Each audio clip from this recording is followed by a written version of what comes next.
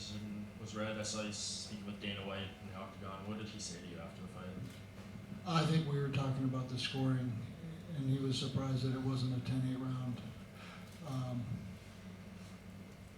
Which would have made it a draw at the very least, depending on that fifth round. But, that was about it. But he just expressed to me that it was an awesome fight.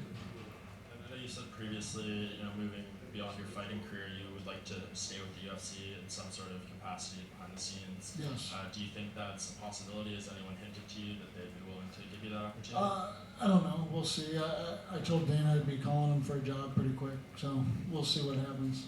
Any idea what you would like to do? Who knows? Just any type of sports person, and I don't know. We'll see. And just final thing for me, do you ever imagine, or was it planned that you'd be the final strike of your career would be Rolling Thunder? No, I didn't. That wasn't planned at all. I just thought I'd have fun with it, and didn't think he was going to engage in the last few seconds. So I just kind of went at him and tried something different for fun. Dan, over here. Yep. When you landed the 2 knockdown shots in the first and the second, did it ever creep in your mind, hey, I could retire champion right now? What were your thoughts when you landed both of those knockdowns? Actually, the first time I knocked him down, it flashed into my head about the first fight, and I think I kind of paused and went in a little bit more controlled rather than jumping in the air and trying to punch him again.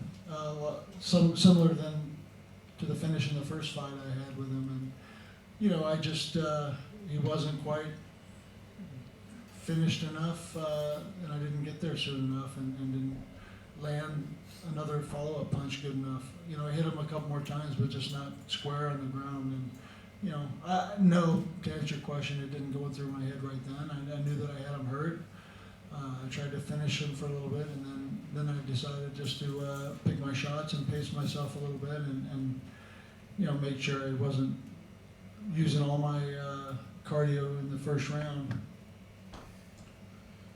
Dan, UFC 17, 1998, Carlos Newton, Alan Goes. It's been a long, long road, nearly 2 decades. Can you just reflect for us on, you're leaving the sport now, where do you think it is right now, and where do you think it needs to go? You are an elder statesman of the sport. In a nice way, I mean. Well, you'd have to give me about an hour for that one. That was Give us a couple of minutes. 2 decades worth of question there.